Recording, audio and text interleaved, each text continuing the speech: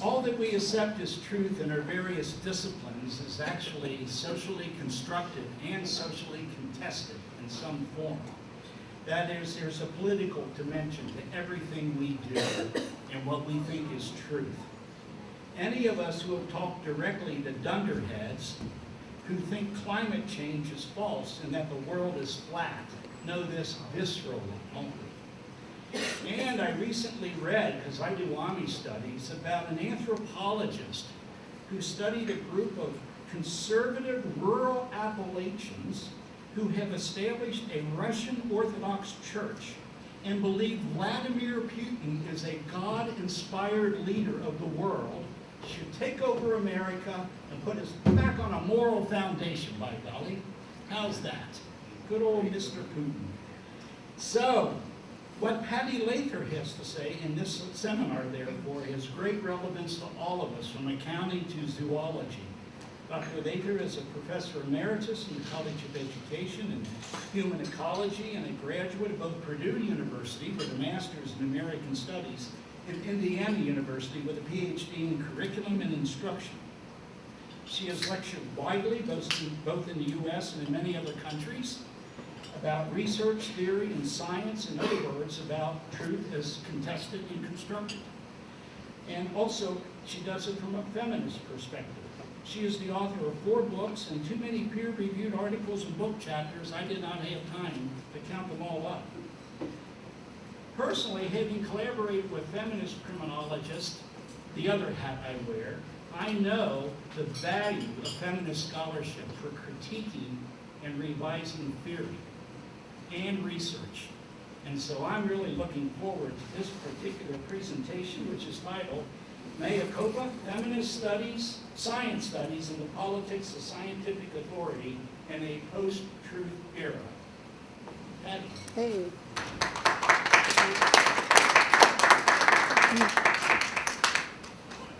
Well, thanks. Is this on?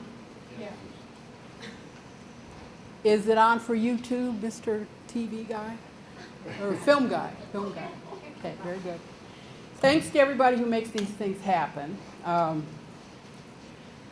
very pleased to give this talk on the part Joe left out is the mea culpa has a question mark after it. Very, very pertinent in this case. I've been part of the feminist critique of mainstream science really ever since my career began. So it's interesting to run up against the post-truth concept as that work comes into the, I want to say the present moment, but it's been happening for quite a while. I have a paper that I'll be dipping in and out of, and I'm also going to have my very first PowerPoint in the hopes of making, with thanks to Malcolm Cochran, with the hopes of making what is a very texty, wordy presentation more accessible. And I'm learning how to do this, so if I overdo it, think of me as a child with a hammer. The paper actually begins with a quote from Gary Kasparov, chess master and chair of the Human Rights Foundation. The point of modern propaganda isn't only to misinform or push an agenda, it is to exhaust your critical thinking, to annihilate truth. And I'm a bit exhausted, to tell you the truth, because as I was preparing the paper, I kept trying to integrate the latest news in. So I started last week feeling like I had to get the coronavirus in, at least a mention, and I was able to do that. Then on Monday came an article about how the Interior Department has a guy that has been using what he calls uncertainty language to shift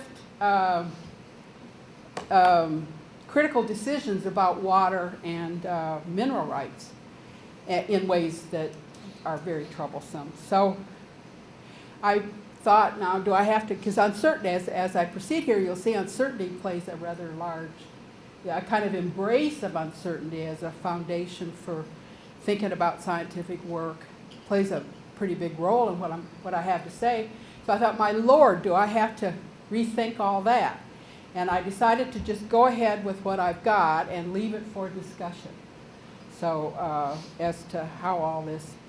And then in today's paper, we have an editorial from the Dispatch that you can't trust Trump on the pandemic. So it just keeps happening.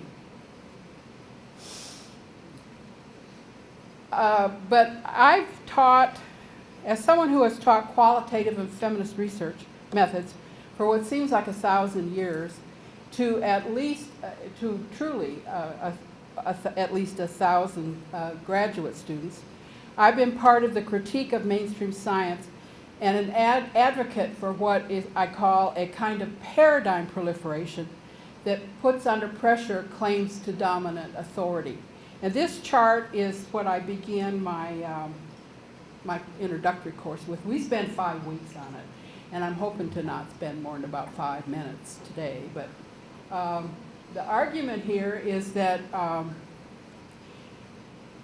whatever this thing called social science methodology is, it comes in many shapes.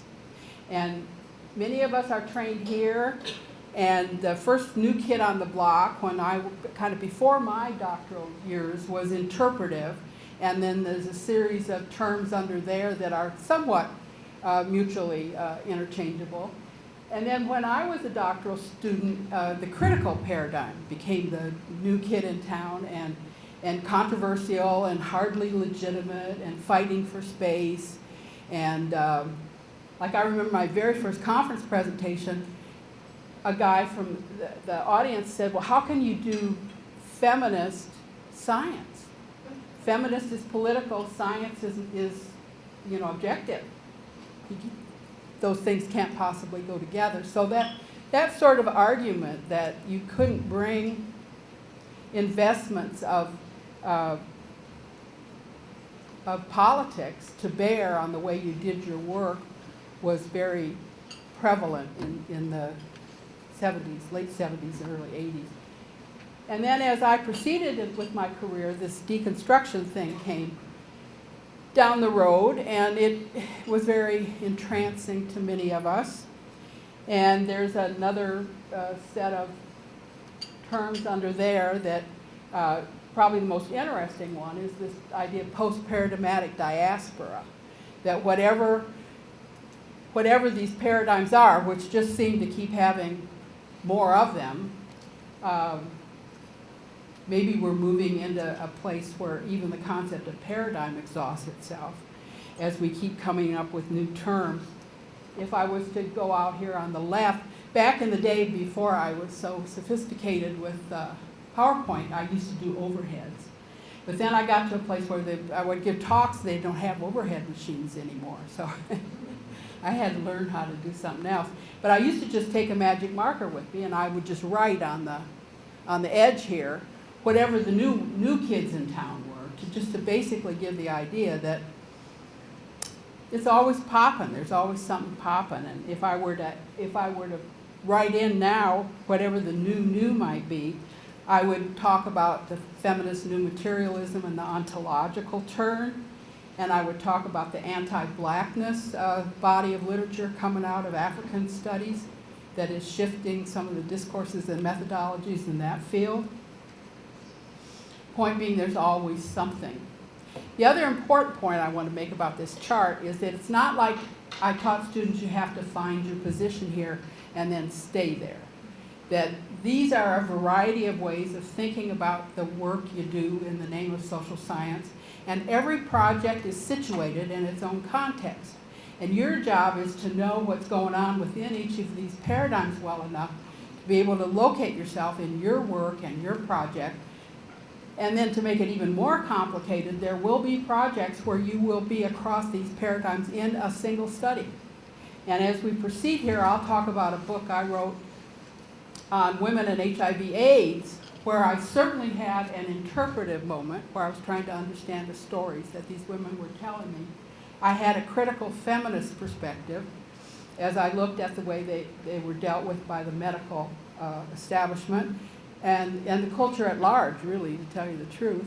And then I was very interested in deconstruction in terms of how you tell stories about, how you tell other people's stories in a way that gets you out of what's sometimes called the romance of voice that suspends critical judgment. So there was just one example of a study that cut across many of these paradigms. Given this, let 1,000 flowers bloom sort of matching the method to the research question, the heart of what follows then is concerned with how to situate the critique of science in post-truth times, when the lack of foundations can start feeling like chickens coming home to roost with enormously dark political overtones. In what Foucault calls, what did I just do? In what Foucault calls our time of now, the long-running critique of scientific truth claims in feminist science studies is resituated in post-truth times. Here the concept of procedural objectivity and what Donna Haraway calls the God's eye view of mainstream science can be part of the problem as much as part of the solution in the face of a more generalized truth decay. How, for example, do we confront the epidemic of science deniers in such pressing realms as climate change and vaccinations and now the coronavirus without resort to authoritative claims? Post-social consensus and post-trust in the media and in experts, how do those of us who critique science in the name of varied advocacies and ideological commitments engage this new sensibility and get on with our work? Rather than apologizing for the feminist critiques of science, how can we build on them to navigate between two equally untenable positions? On the one hand, what is called scientism, the kind of standard idea of science is certainty and a scientism devoid of self-reflexivity, and on the other hand, the sacrifice of all objectivity in a free fall into a hall of mirrors, just reflexivity on reflexivity on reflexivity. I have 3 points to make about this set of questions, all grounded in feminist science studies, a field that draws on the philosophy, history, and sociology of science, as well as the practice of science itself, which is sometimes called laboratory studies of bench science, oftentimes. Developed at the global intersections of science and technology studies and feminist theory, it critiques the power, domination, and paradigmatic hegemony of science as a deeply gendered knowledge-making system. Classics include Donna Haraway from biology, Sandra Harding from philosophy, Evelyn Fox Keller from physics. All those three did their classic work in the 1980s. And then much more recently, Karen Barad in physics has sort of stormed on the scene with her book that came out in 2007 called Meeting the Universe Halfway. My arguments are framed by what Carolyn Merchant called in her 1980 treatise on women and ecology, where she argues that the patriarchal logic of the scientific method is rooted in Francis Bacon's hounding nature to extract her truth in a, quote, inquisition for purposes of control and domination. Tying the ecological crisis, the domination of nature, and the devaluation of women in the 17th century production of scientific knowledge, Merchant draws parallels between the torture of witches and Bacon's rhetoric of the controlled experiment. If you think that an overstatement, listen to these words from Bacon's The Advancement of Learning. This is a quote from Bacon in 1605. Neither ought a man to make scruple of entering and penetrating into these holes and corners when the inquisition of truth is his sole object, end of quote. In what follows, my 3 points are: scientific authority has long been questioned. Secondly, all science is political, as Joe was stating. And finally, a post-truth defense of science entails a radical reorientation toward that's very earth-centric. So the first point is rather short. The critique of science is no new thing. Both the epistemic and ontological authority of science have long been eroded. Claims of procedural objectivity have been questioned for 50-some years by feminists, AIDS activists, people of color, animal rights, and the citizen knowledge movement. This sort of cumulative questioning of the authority granted via scientific method has gained heft in the popular imaginary in the wake of meltdowns and claims regarding as but a few examples. Our Bodies, Ourselves, which came out in the early 70s, which is where women began questioning what the medical world assumed it knew about women's bodies. And then the Merchants of Doubt, which called to account the cadre of conservative scientists who had gone to work for the tobacco companies in arguing that tobacco really was quite safe. Thank you. Those are just a couple examples. Habermas called this a legitimation crisis across social institutions way back in 1973, a crisis accelerated by everything from Watergate to surveillance shocks to intrusions of media into the corners of our lives. The ontological questioning of the base of science has been around since at least Einstein. Somewhat in spite of himself, he unleashed an alternative story about how the world works under the sign of quantum physics. Here, intra-actions, fuzzy objects, and my favorite, spooky movements across time and place challenge Newtonian views and open up profound questions of how to do science. And there, this guy's on our political science faculty here at Ohio State, and this book is just tremendous for bringing some of these issues to bear. And he's one of the few people trying to bring this set of questions on what does quantum physics have to do with social science methodology to that field. I highly recommend this. In the social sciences, in educational research, my corner of the world, some of this work goes on under the banner of post-qualitative, which is a term one of my former students came up with in 2011 that sort of spread around many parts of the world. So this idea of post-qualitative. All right, so then that turns us to the second bigger point I want to make about what kind of science for what kind of politics. Since at least Hannah Arendt's 1967 essay, Truth and Politics, post-truth issues have called for attention. The dark times of history stand witness to the manipulation of information, the rewriting of history, and the rejection of data, where lies overwhelm the truth. Lying, nonsense, and deception are weapons that Arendt calls the injury political power is capable of inflicting on truth. This, too, is not new. What is new is how this focus on truth and politics plays in regards to scientific authority, perhaps even in the popular imagination. Suspicions of the value-free production of truth are alive across the political spectrum. In learning to live with the proliferating and conflicting knowledges and mess of our time, new philosophies of science are beginning to reflect about three shifts. The first is managing uncertainty, where generative undecidability is seen as an asset that can help develop a more humble knowledge towards sustaining the world in precarious times. Secondly, this shift is toward a greater understanding of a mathematics of uncertainty given the ambiguity and vagueness that is a part of numbers. Some of my work the last couple of years has actually gone towards the quantitative world and tried to figure out where some of these issues are being dealt with there. And I'm in way over my head once I start working into mathematics, but I argue that there's edges to everything that are starting to explore this set of questions, and it's really been interesting to see where math, and I've been particularly looking at assessment, being there's so much power in assessment in the data-driven protocols that seem to be haunting us everywhere we turn.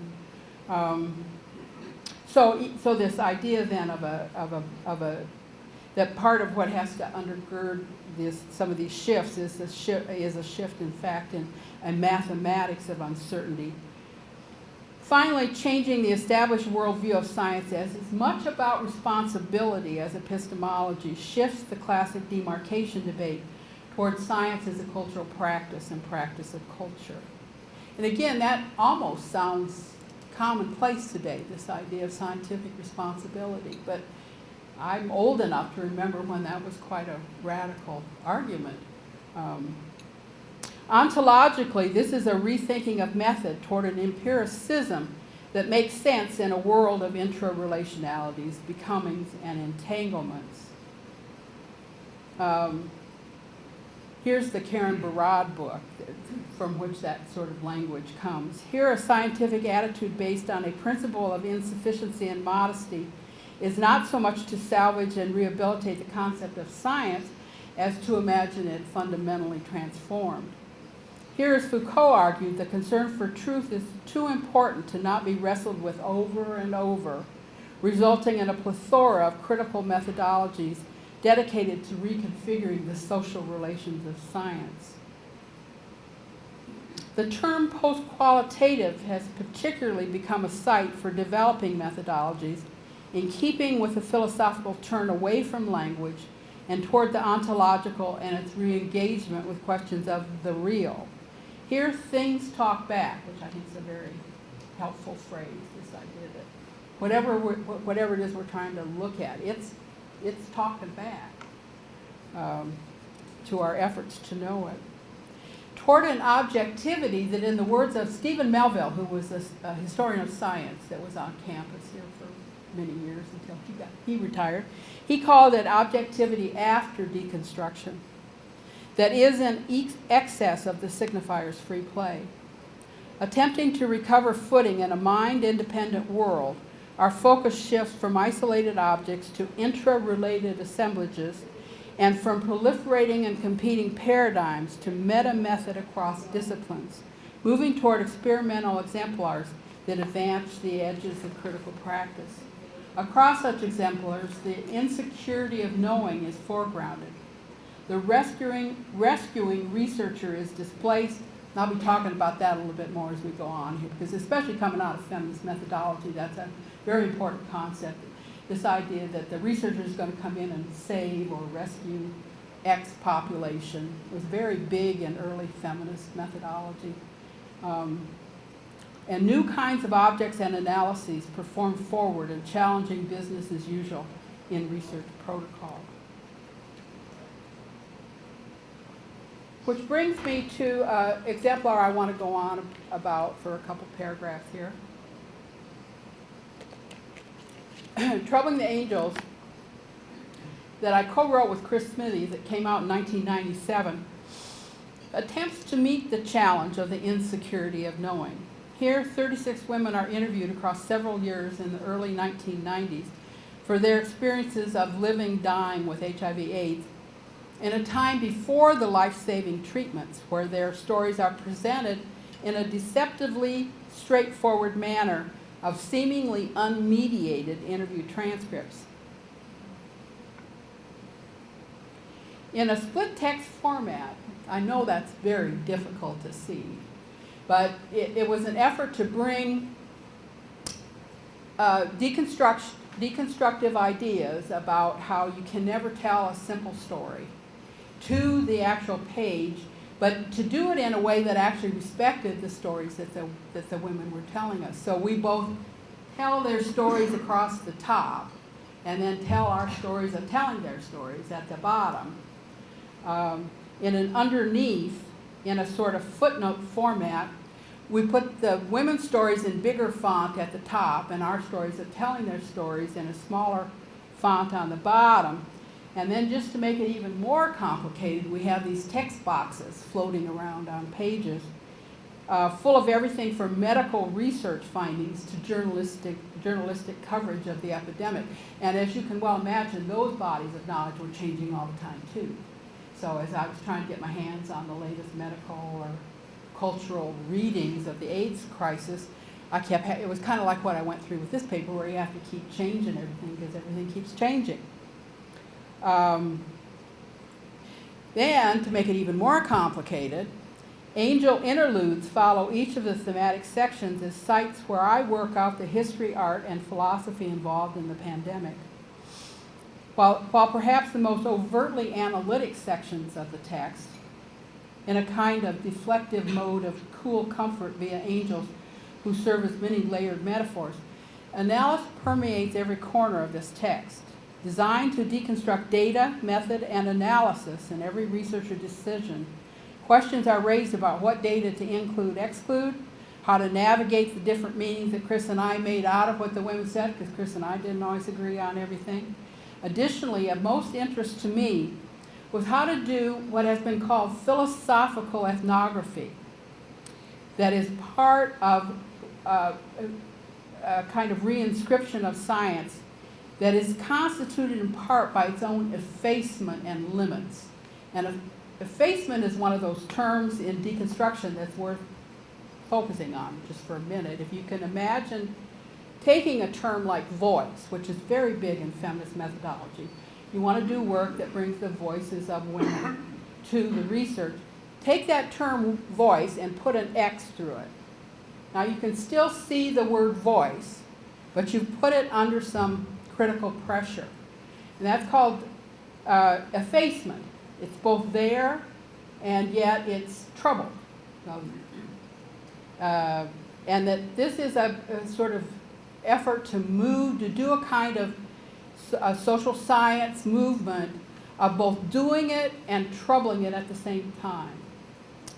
Here the power of the women's stories meets the desire of an audience to not lose the women in a flurry of academic theorizing and methodological brooding. Here an accountability is instantiated to what it means to be gifted with other people's stories.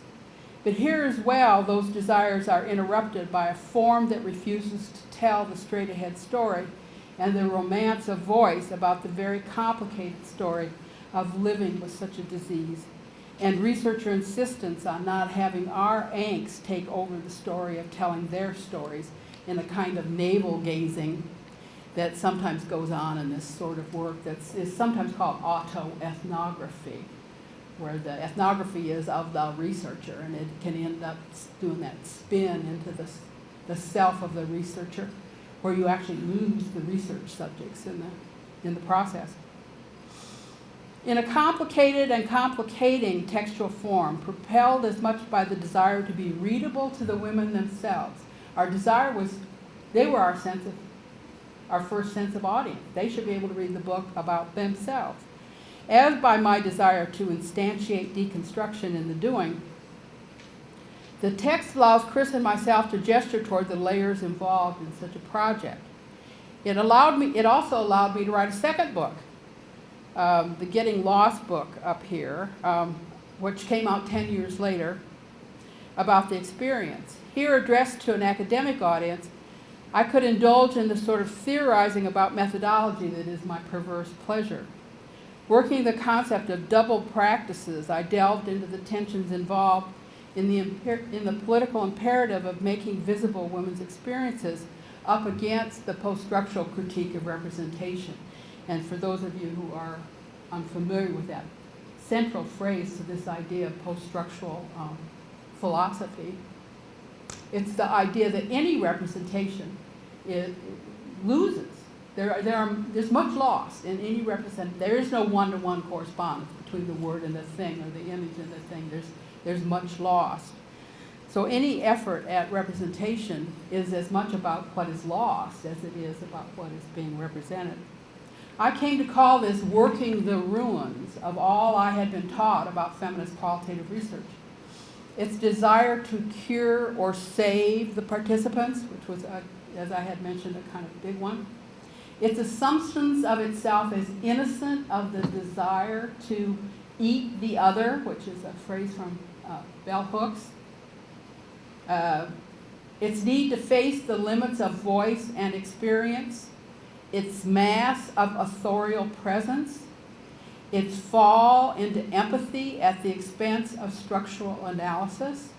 I could go on, but the point is the uses of this project to begin to understand deconstructive responsibility as we try to transform the injustices of history into a readable place.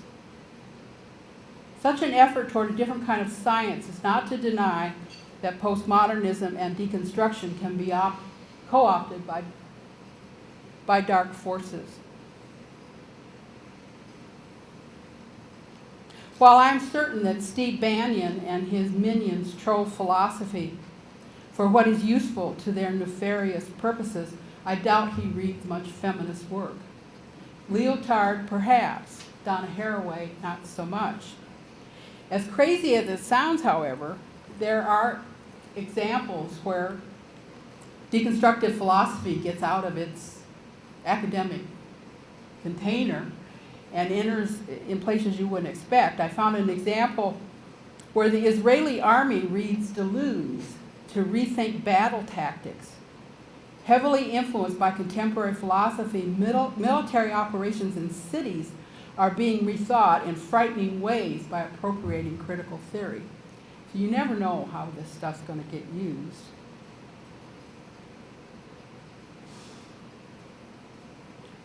But to quote a New York Times editorial, under the guise of pushing back against left-wing bias, the right has systematically tried to discredit all objective sources of information, ushering in what they call a berserk reactionary postmodernism in which truth loses all meaning.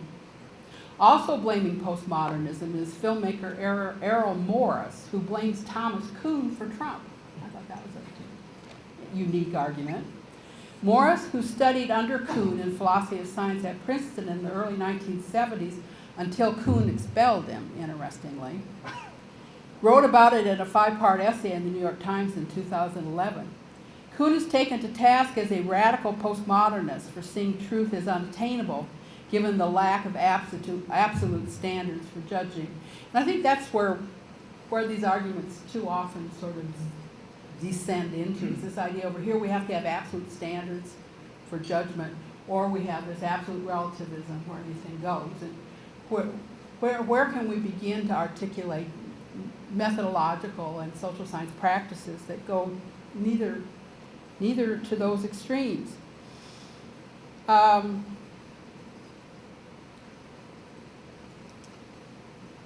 So wrapping air quotes around science just won't do, Morris argues, unless we want to see the end of science as we know it.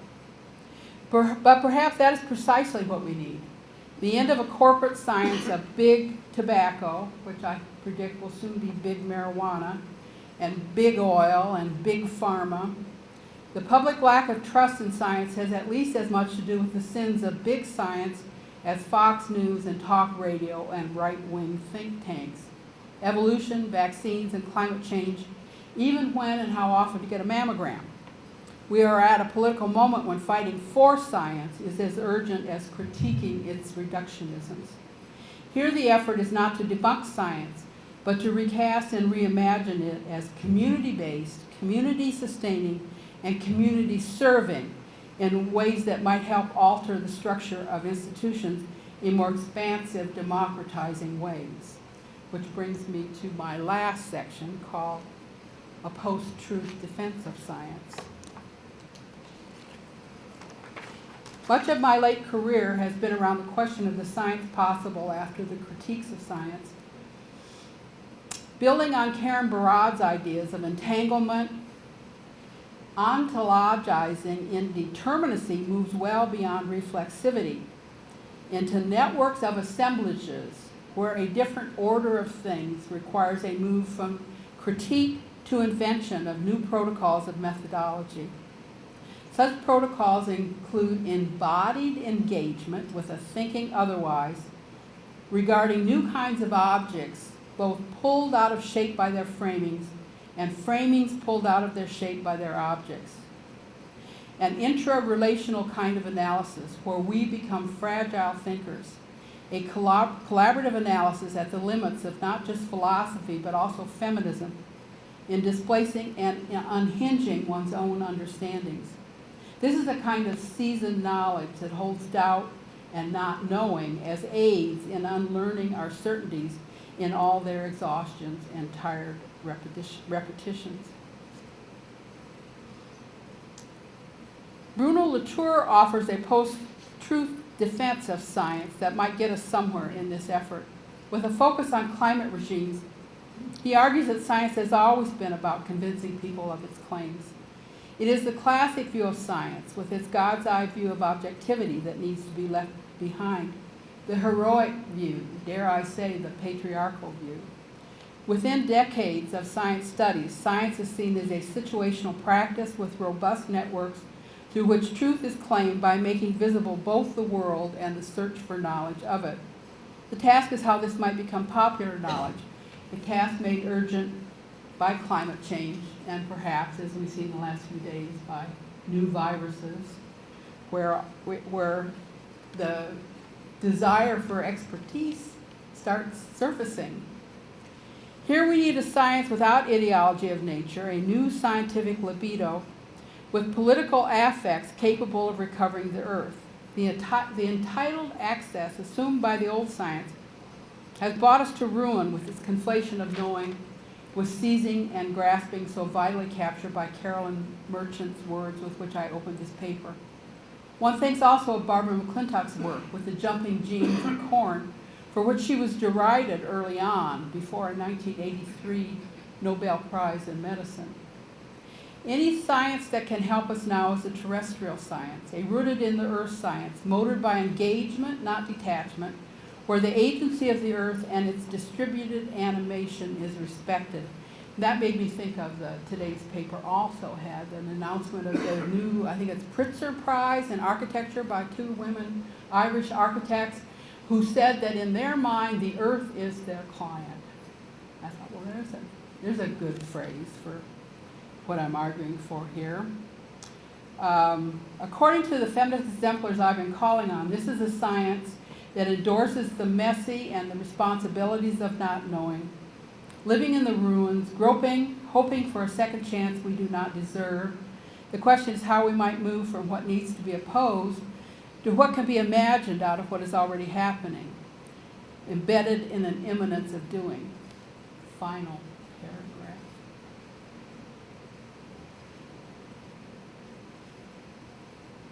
Catching up with myself. I forgot. If practice is indeed the motor of such change, then the ontological term provides fruitful ground for registering the making indeterminate out of the call of the other that was perhaps the insistence that mattered most in the postmodern turn, unfolding into a future that must always be folded back into its past. This is a very different temporality than that of successor regimes, endisms, and apocalyptic breaks. Complicating any linearity and untroubled claims to truth, objectivity, and reference, what the ontological term might offer, finally, is the opportunity to make a science out of indeterminacy. Such a science is not only less imperialistic, but in meeting the world halfway, also more in touch with contingencies, relationalities, instabilities, and history. This calls for a science more attuned to innovation and a critique more attuned to the weight of the material in our knowing. What becomes thinkable is a science that grows out of practical engagement with the world within a different ontology of knowing. This might be the beginnings of not only post-qualitative research, but a science worthy of the world. And this is the book that I had come out a couple years ago that collects the writing over really my whole career that's arguing about such things. And you'll notice the title is Post-Critical Methodologies. Sort of my new favorite term of choice these days. So I think that's it then. And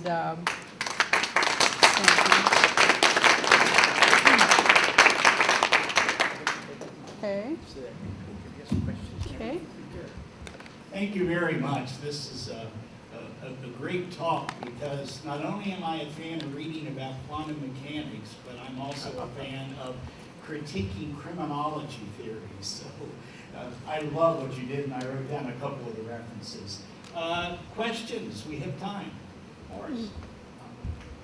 First of all, thank you for really. Tell me who you are and what your discipline is. Murray Beja, English. Okay. Nowadays, let's face it, post-truth has American vibes to it, American political vibes to it in the world of Trump and Fox News and so on. I guess Arguably. I'm wondering, do you see a difference between the American scene in regard to feminist science studies and the rest of the world out there? So how American is all Yes. this? Or how distinct is the American version of it, or whatever? Yeah, well, I can't really answer that right now because I haven't investigated the question, but I am going to go to Israel the end of May, and I think they're having some of their own issues over there right now about post-truth and who to believe and what to do in a very similar mess to what we've got politically. In transient questions,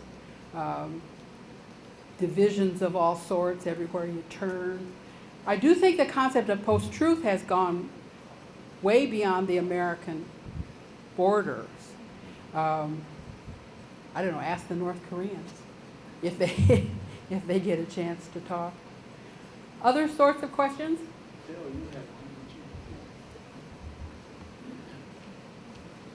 And again, please, your name and where you're from. Bill Osage. I'm a geologist and particularly a paleontologist. Say the last part again? A paleontologist. I work Oh, with paleontologist, and yes, evolution. yes. And my entire career, I've been fighting the evolution question. And the deniers, the deniers. yeah. And now even more surprisingly is climate change, and the latest is flat earthers, as Joe mentioned. What is the way forward? This sort of post-truth era, and how do we get people out of their echo chambers so that actually can at least hear, what people who understand the questions are and look at the evidence and going back and forth. How do we engage people to actually get them out of their echo chambers? Oh, well, there's the question, isn't it? Well, I think part of that answer is whatever happens in the name of science education in this country is so important that we figure out how to shift the popular imaginary really around science. And some of these shifts away from the idea of science that have disappointed us. I think to the extent science is certain knowledge, science is going to give us answers. Science is a new religion. There's been disappointments that have structured the way people have not paid attention, the undercutting of expertise and authority and scientific authority that's popped up. I don't know what. Well, the evolution question started in the 30s, didn't it? With the scripts? No, it started long before that. But here in the United States, it's when we became really trying to Yeah. Scopes trial.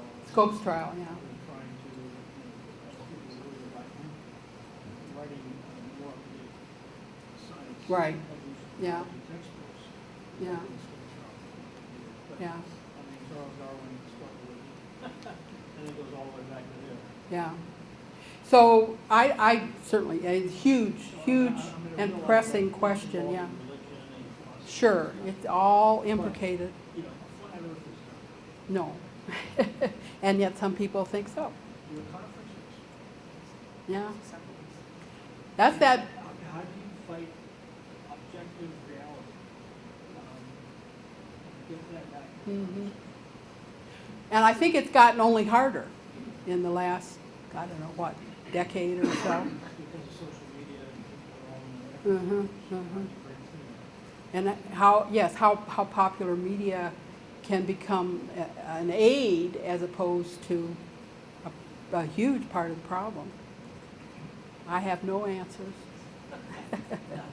Nuts. Yes, sir. And pass the Okay.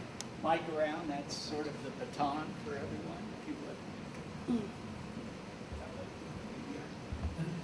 Thank you so much for raising all of these issues. I thought one word that you used very early on that struck me as the notion of humility. And I think a lot of the issues of sort of popular reaction against the patriarchy of science is this question of humility.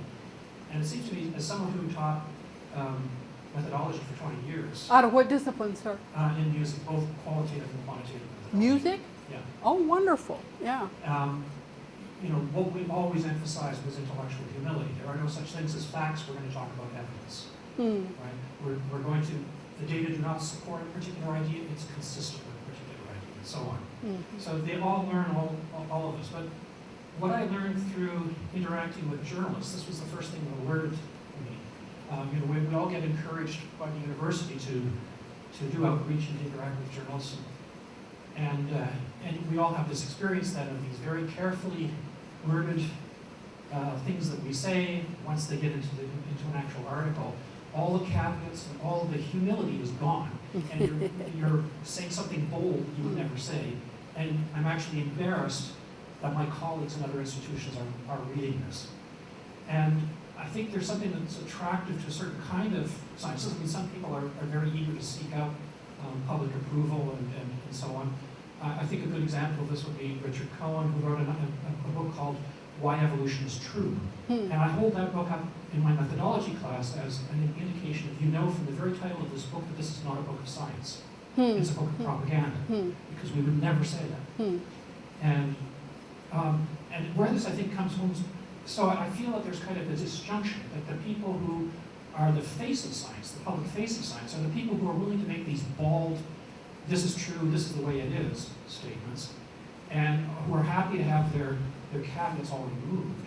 And then this is how people view science, when in fact, the experience that I have is that when we're actually writing papers, is that they're actually remarkably carefully constructed and very tentative in their knowledge claims.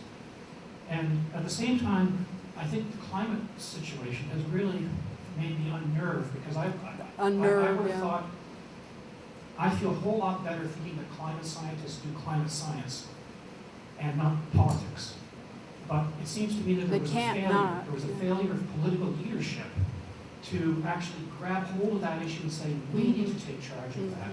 And then they essentially force these scientists into making political statements and being active politically, which would in effect undermine the legitimacy of the science.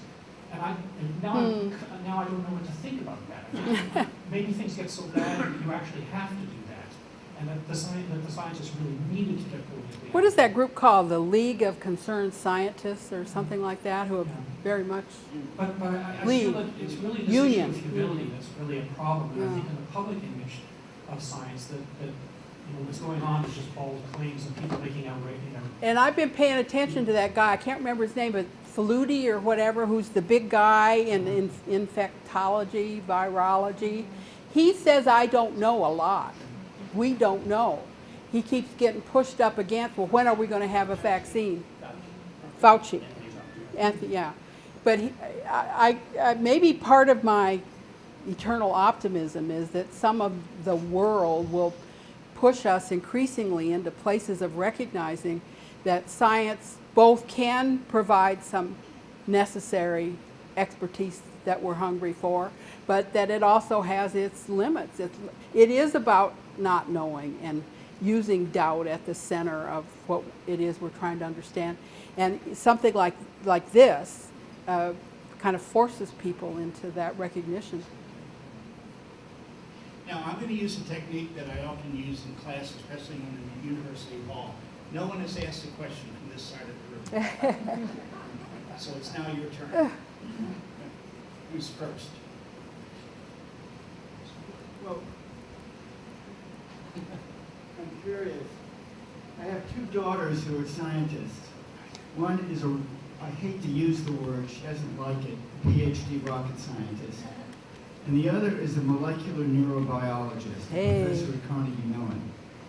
And basically, the question I've got, what does your talk have to do with anything that they're doing? It is hard for me to think that there's not a critical edge to everything that's happening in the academic world. So if I were to talk to them, I would be curious to see how they would define that critical edge within their fields. And what do you mean by critical edge? Where people are asking hard questions of the work they do and trying to situate it within socio-political context and trying to cultivate methodologies that respond to those increasingly urgent pressures that the world puts on our work. I think the molecular neurobiologist is not really facing socio-political conflict. The rocket scientist, she's basically very much into very specialized types of satellites. There certainly there's a political component to what Mm-hmm. she's doing in terms of decisions that are made or not made. Right, and where funding comes from and doesn't come from. Not to say anything also of perhaps at times the discrimination of women in science, and that's a very major. Yes, yes, for example. Yeah, so that's what I would seek out, would be those edges. Yes, sir. I'm sorry, what was your field? Pathology. Uh-huh. Should be on. Hope it's on. So, Rob, I'm William Clark in material science engineering. You know, most of us grew up of an age when science was the most exciting, dominating thing in our society. We went to the moon, we were building jet airplanes, we were all going to live like the Jetsons in 20 years' time and so on. And was it done like? Yeah, exactly. And my point now is I think we've seen that excitement gradually get eroded. And I share Bill's point. It seems to me that what has happened is political, financial opportunities and establishment have moved in on the science in order to capitalize, profit on what they could, and leave the rest. So science is now being progressively underfunded, and worse than that, it's being attacked on an intellectual basis. There's an anti-intellectual culture out there when it comes to science.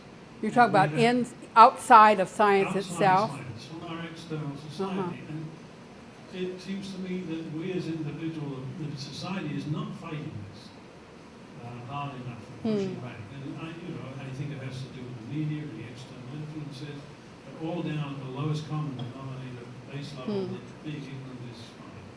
So, my question is, how do you get these critical exercises back? So you actually do go back to a society that's driven. I'm not trying to be, sort of elitist here, but that's driven by real ideas that count and lead to progress.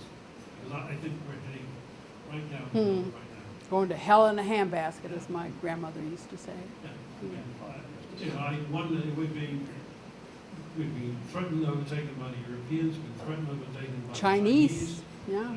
We've already fought the battles and lost a lot of the Japanese and so on.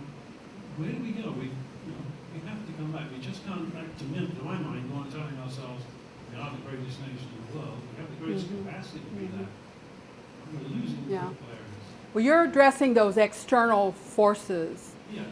I think my interest has been more the internal critiques of science.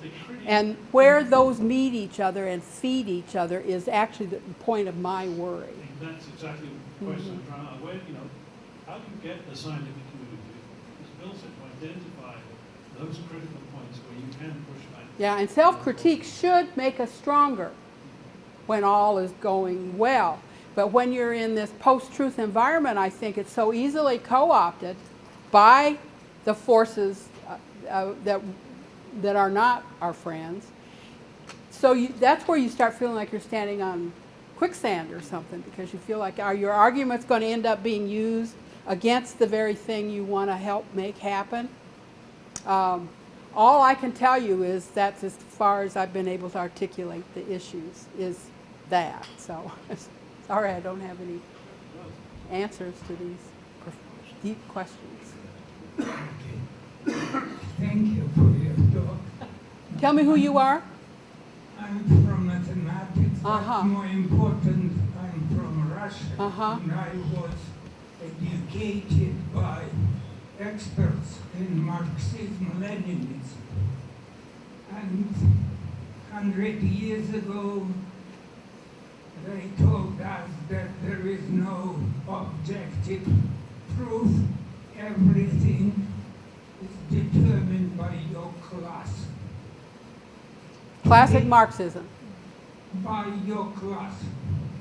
Today, we hear from social scientists in the United States that there is no objective truth. Everything is determined by gender, race, and class. And in your talk, maybe Rolf mentioned that there was nothing about science. All your examples are from politics. Social science, I would argue.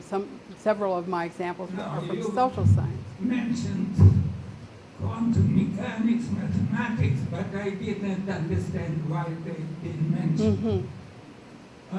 So, you're talking about politics, but in politics,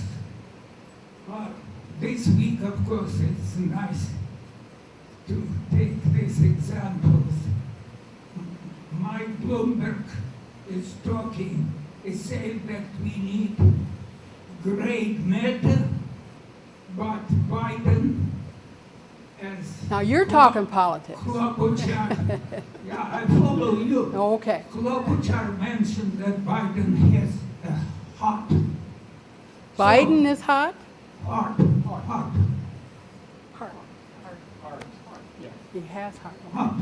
So, Let's get to the essence of your question, sir. wait, I haven't finished. Okay. So, you're talking about politics, and really I'm this- talking about the politics of social science methodology. I would agree with you on that front. Yeah, I don't know. You said nothing about feminist methodology. What was feminist methodology? Nothing was said in your talk. But when you are talking about politics, it's the question, and it was raised under surface, how you spend money. And it was not mentioned today, but all the talk about this, what is true and what is not true, where you put money. And in academia... Is that Marx talking now? What? Is that Marx talking now about money? No. You Me? were talking about politics, but just did not mention money. Although the real question is how to spend money. If that's your point, it's well taken. Thank you. And if we go to academia, academia is decaying because the decisions about science are made not by scientists, but so-called, you have in the title, scientific authority, but nothing was said in your talk about scientific authority. So this administrators, scientific authority, decide how to spend money. They are more or less incompetent, and everything is I decided. think Joe's gonna. That's enough of yeah. the speech. We're about at the end anyway. Okay, Why don't but- you respond to him as best you can? Oh my, well, money, science, and authority. Let's leave it at that. Thank you for your attendance.